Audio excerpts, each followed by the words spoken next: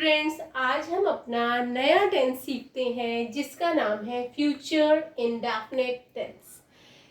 Future indefinite tense में पहले मैं आपको बता दूं कि फ्यूचर इंडेफिनिट टेंस में क्या होगा।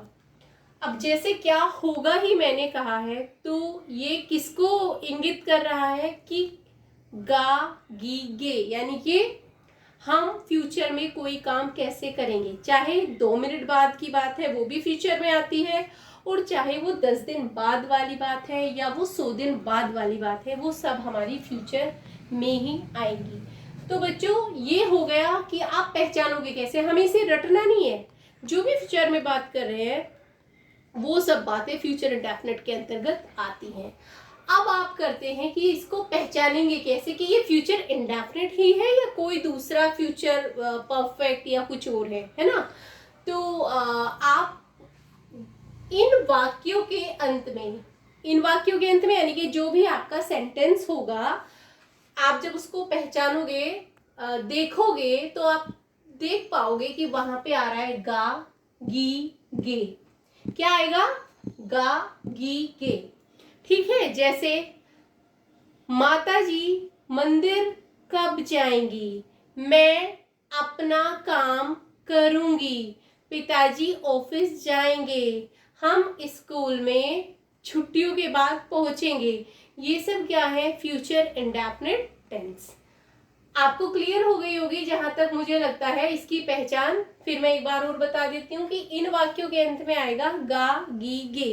बच्चों, आप साथ के साथ वीडियो को पॉज करके आप इसको नोट डाउन भी करते जाइए अपनी कॉपी में, और आपको थोड़ा सा जब आप लिखोगे देखोगे तो और सब क्लियर होता जाएगा।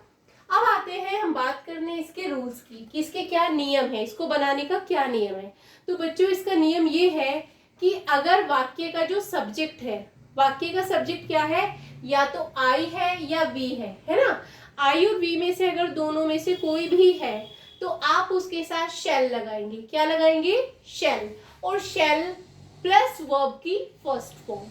फ्यूचर इंडेफिनिट में आप ध्यान रखिएगा, केवल फर्स्ट फॉर्म लगती है, पर आपका शैल और विल डिसाइड करेगा आपका सब्जेक्ट। अगर आपका सब्जेक्ट आई या वी में से कोई एक है तो आप शैल लगाएंगे, और बाकी कुछ और है, जैसे बाकी में क्या हो सकता है, यू हो सकता है, ही हो सकता है, शी हो सकता है, दे हो सकता है, किसी का नाम हो सकता है। इन सभी के साथ क्या आएगा? विल। विल प्लस वर्ब की फर्स्ट फॉर्म। मैंने आपको पहले ही बता दिया, इसमें सभी के साथ वर्ब की फर्स्ट फॉर्म आएगी। अब आती है बात कल के लिए। किस बात के लिए? कल के लिए। हमने पास्ट इंडेफिनिट में भी पढ़ा था कल, लेकिन मैंने आपको वहां बताया था कि कल के लिए यस्टरडे लगता है। लेकिन यहाँ हम आने वाले कल की बात कर रहे हैं, बीते हुए कल की बात नहीं कर रहे हैं। तो आने वाले कल के लिए हम लगाएंगे टुमारो। क्या लगाएंगे? टुमारो। अब इसका हम एक एग्जाम्पल देख लेते हैं। रवि तुम्हें अपनी किताबें देगा। रवि तुम्हें अपनी किताबें देगा। तो आप पहले पहचानिए, देगा। क्या आ रहा है लास्ट में? गा। क्लियर हो गया कि हमारा फ्यूचर इंडेफिनिट टेंस है। अब आप इसको ट्रांसलेट कैसे करेंगे? रवि आपका सब्जेक्ट हो गया, आपने लिख दिया रवि। ओके। अब रवि इस कैटेगरी का तो नहीं है, ना तो आई है ना वी है, बल्कि किस कैटेगरी में है? You, he, she, they, it, we, किसी का नाम है, तो नाम रवि आ ही गया है। तो इन सब के साथ क्या लगाते हैं हम? विल। रवि विल, और लग गई आपकी वर्ब की first form. Ravi will give you his book. क्या देगा? Ravi will give you his books. अब बच्चों, मैं एक बार आपको इसका सीक्वेंस और बता देती हूँ। इसको अभी मैं इरेज करूंगी, आप इसको सब लिख लेना। ले लेते हैं हम इसका, आप समझ जाओगे ना।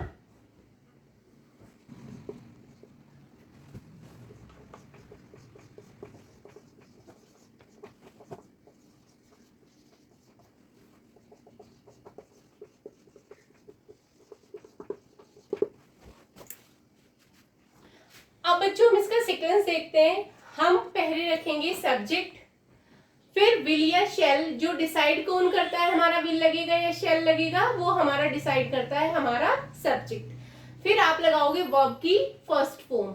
और फिर आप लगाएंगे ऑब्जेक्ट, ठीक है। और अगर टुमारो भी आ रहा है तो वो टुमारो लगेगा आपका बिल्कुल लास्ट में, ठीक। अब हम देख लेते हैं एक फर्स्ट पर्सन यानी कि आई और वी से रिलेटेड एक एग्जाम्पल देख लेते हैं। जैसे अब एग्जाम्पल हमारा है, हम कल चिड़ियाघर देखने जाएंगे, ठीक है बच्चों। तो हमारा यहाँ पे सब्जेक्ट क्या है, हम, ठीक। हम के लिए मैंने क्या बताया था, वी लगेगा, और आई और वी के बाद हम क्या लगाएंगे, शैल। तो वी शैल कहाँ जाएंगे, तो जाएंगे यानी कि हमारी वर्ब है, वर्ब लगाएंगे हमारी गो। वी शैल गो, कहाँ जाएंगे, चिड़ियाघर देखने। We shall go to see the zoo. कब जा रहे हैं, टुमारो। मैंने कहा था टुमारो लगेगा तो वो सबसे लास्ट में लगेगा। तो आपका सीक्वेंस क्लियर हुआ। क्लियर कैसे हुआ कि हमने पहले सब्जेक्ट लगाया, फिर शैल या विल में से कोई एक लगेगा, वर्ब की फर्स्ट फॉर्म लगेगी। बच्चों ये जो है हमारा, ये हमारा इंफिनिटिव टू है। जब हमारी दो वर्ब आती हैं तो हम टू से जोड़ देते हैं उसको, ठीक है। तो हमारी मेन वर्ब तो ये है, जाएंगे। तो we shall go to see the zoo tomorrow. Clear हुआ। अब हम आगे बढ़ते हैं अपने नेगेटिव सेंटेंसेस की ओर।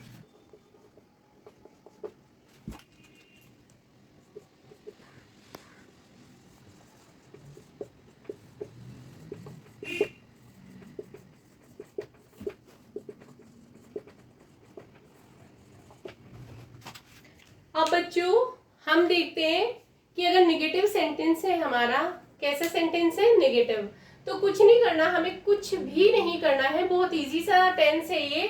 हमें अगर नेगेटिव है तो आई और वी है तो शैल के बाद नोट लगेगा, और बाकी सभी है जैसे ही, शी, दे या किसी का नाम या यू, तो आप विल के बाद नोट लगाएंगे और दोनों के साथ ही क्या लगेगी, वर्ब की फर्स्ट फॉर्म। क्लियर हो गई ये बात। अब आगे हम चलते हैं, इसका सीक्वेंस कैसे करेंगे। सीक्वेंस मैंने आपको फिर भी यहाँ भी बताया, यहाँ भी बता देती हूँ, आप इसे लिख लेना, नोट कर लेना। सीक्वेंस हेडिंग डाल के सब्जेक्ट प्लस विल नोट या शैल नोट, फिर वर्ब की फर्स्ट फॉर्म एंड देन आपका ऑब्जेक्ट, ठीक। अब हम एक एग्जाम्पल ले लेते हैं।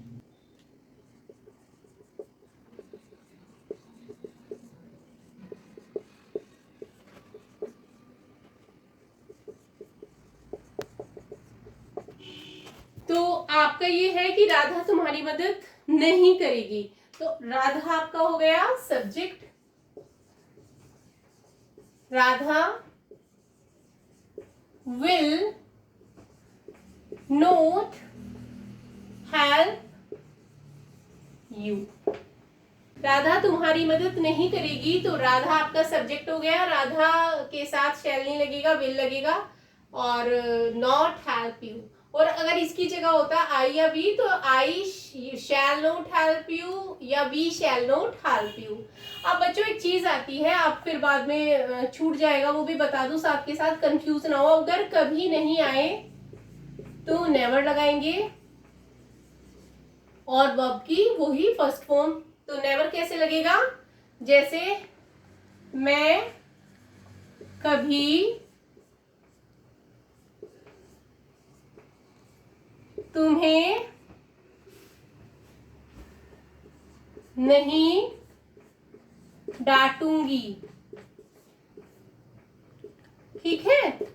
तो आई के साथ क्या लगना है, शैल। अब तक तो आप जान ही गए होंगे, आई शैल, और कभी नहीं है इसलिए लगेगा नेवर। डांटने की है scold you, I shall never scold you. Now it is clear to you. अब हम आगे बढ़ते हैं इंटरोगेटिव सेंटेंसेस की तरफ। अब आते हैं बच्चों हम इंटरोगेटिव पे। इंटरोगेटिव को आपको पता है, मैंने पहले भी दो टेंसेस में आपको बता दिया है कि हमारे पास टू टाइप्स के इंटरोगेटिव होते हैं। कितने तरीके के, दो तरीके के। फर्स्ट टाइप वो होते हैं जहां पे वाक्य क्या से शुरू होता है। किससे शुरू होता है, क्या से। क्या तुम खाना नहीं खाओगे, क्या तुम आज अपना पाठ याद नहीं करोगे, क्या तुम अपनी क्लास अटेंड नहीं करोगे, ये सब किससे शुरू हो रहे हैं, हमारे क्या से। तो आप अगर आपका जो वाक्य है क्या से शुरू हो रहा है तो आप इसे लिख लीजिए। मैंने यहाँ पे मेंशन नहीं किया है, आप लिख लीजिए। मैं थोड़ा स्लो बोलती हूँ कि अगर वाक्य क्या से शुरू होगा तो आप विल या शैल को किसको? विल या शैल को सब्जेक्ट के अनुसार, किसके अनुसार? सब्जेक्ट के अनुसार, सब्जेक्ट से भी पहले रख देंगे।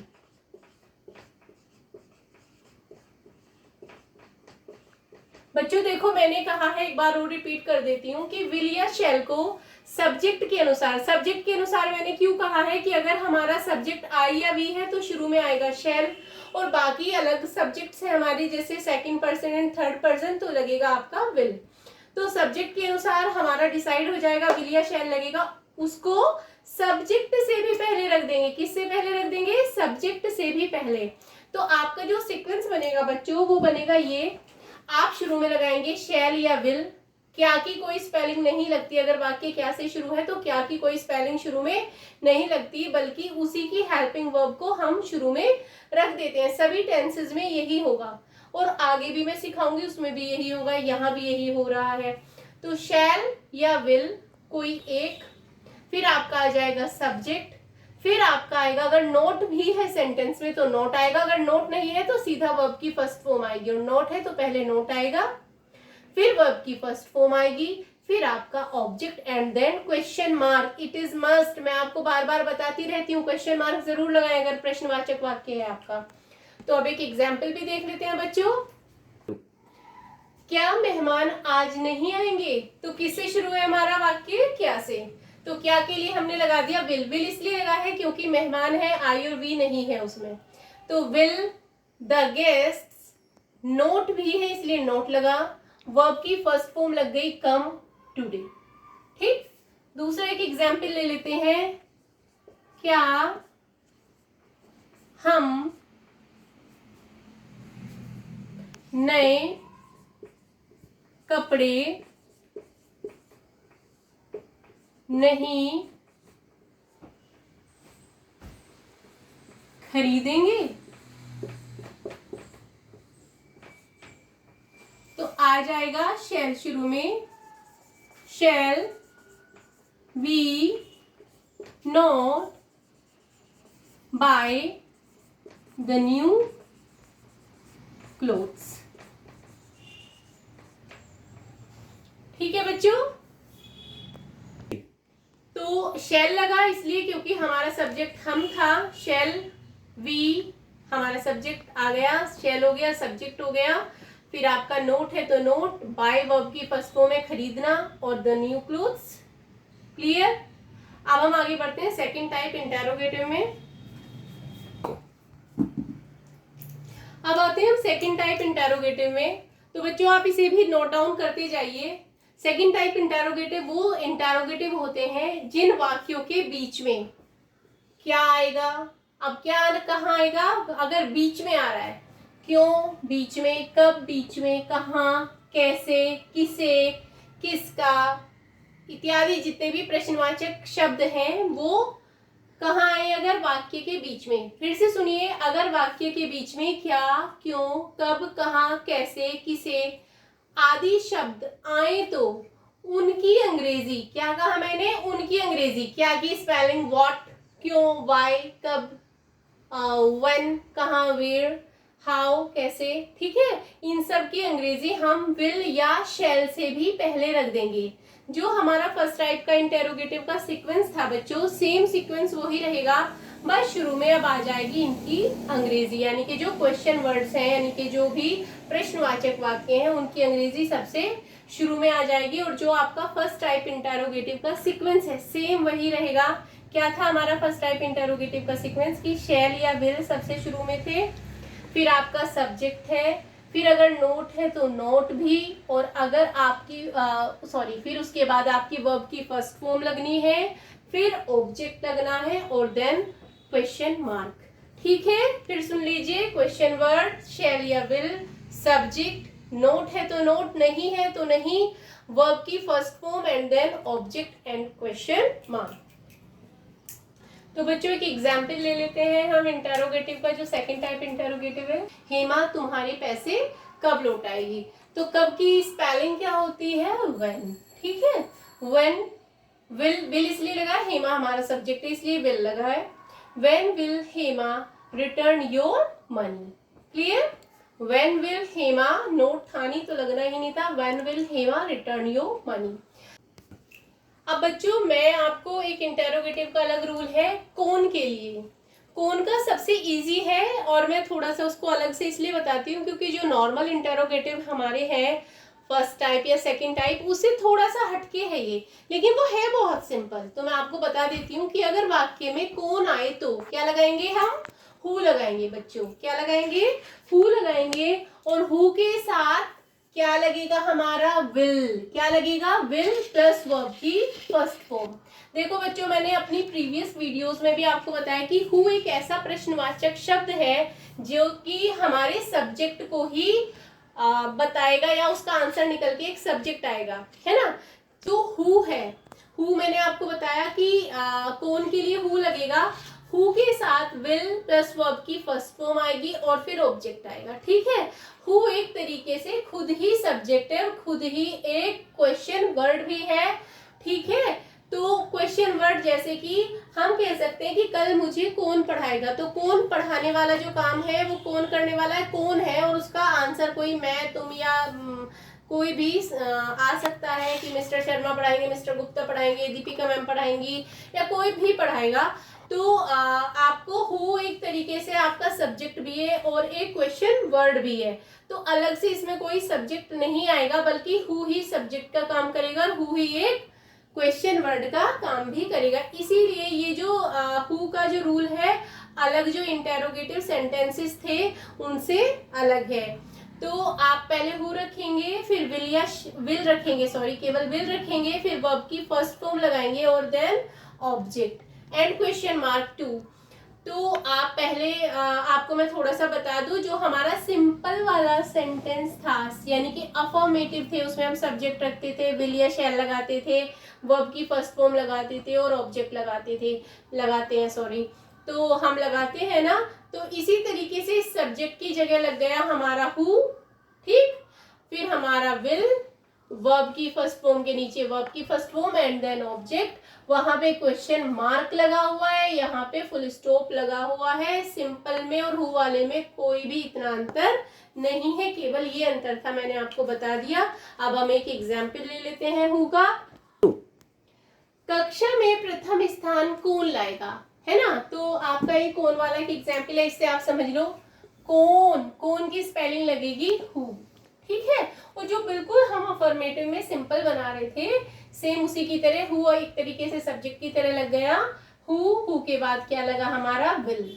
हु विल प्रथम स्थान लाने के लिए क्या, सॉरी स्थान लाने के लिए क्या होगा? स्टैंड, या हम कहें कौन फर्स्ट आएगा तो who will stand first in the class. Who will stand first in the class. हम ये भी कह सकते हैं who will attain the first position in the class, लेकिन हम यहाँ पे अभी यही कर रहे हैं who will stand first in the class. अब हम बच्चों ये भी हमारा कंप्लीट हो गया। अभी मैं एक छोटा सा इसमें फ्यूचर इंडेफिनिट में एक छोटी सी आती है चीजें वो आपको और बता दूं। कभी कभी वाक्य में आ जाता है अवश्य, अवश्य या जरूर। ठीक बच्चों, तो अलग से इसकी कोई स्पेलिंग नहीं लगेगी, है ना, कि हम अवश्य की या जरूर की स्पेलिंग करेंगे। तो अगर ये सेंटेंस में आ रहा है तो हम क्या कर देते हैं? उल्टा कर देते हैं। उल्टा क्या कर देते हैं? अगर ऐसे आ जाए तो आई और वी के साथ तो लगेगा फिर विल। क्या लगेगा? विल। और बाकी सभी के साथ लगेगा बच्चों शैल। ठीक है, तो इसमें मुझे नहीं लगता कोई इतनी बड़ी बात है। अवश्य जरूर आए तो आई और बी के साथ विल, जबकि हम आई और बी के साथ शैल लगा रहे थे। लेकिन अवश्य जरूर आ जाए तो अवश्य या जरूर की कोई हमें अलग से स्पेलिंग नहीं लगानी है, कुछ अलग से वर्ड यूज नहीं करना है, बल्कि हम उल्टा कर देंगे। जो अब तक आई और बी के साथ शैल लग रहा था उसकी जगह हम विल लगा देंगे, और बाकी के साथ अगर विल लग रहा था तो हम शैल लगा देंगे। तो मैं अपने गाँव जरूर जाऊंगा, ये एक उसकी तीव्र भावना को या उसके दृढ़ निश्चय को दिखा रही है, उसको डिटर्मिनेशन को दिखा रही है उसके। तो उसके लिए हमें अलग से कोई शब्द नहीं लगाना है, बस क्या करेंगे हम आई के साथ विल लगाएंगे, वी हुआ तो विल लगाएंगे, और अगर ही शी इट दे या यू है तो हम उनके साथ शैल लगा देंगे।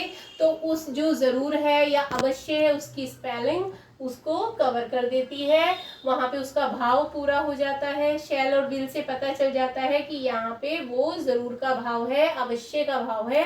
तो कोई ऐसा रूल अलग से नहीं है, कोई अलग से स्पेलिंग नहीं लगनी है। I will go to my village today. क्लियर हो गया होगा आपको यहाँ तक। और बच्चों अगर इसके बाद भी आपको कोई समस्या है, कोई चीज समझ नहीं आई है, तो आप मुझे कमेंट में बता सकते हैं या आप मुझे खुद बता सकते हैं कि मैम यहाँ से हमें समझ नहीं आया है, तो मैं आपको उसको पूरी तरीके से बाद में क्लियर भी कर दूंगी। थैंक यू बच्चों, आप इसकी स्टडी करें, तीनों टेंस को बहुत ढंग से पढ़ें, और आप इसको पोज कर करके आप इसको साथ के साथ अपने नोट्स भी बनाते जाएं, अपना लिखते भी जाएं। थैंक यू बच्चों, हैव अ गुड डे।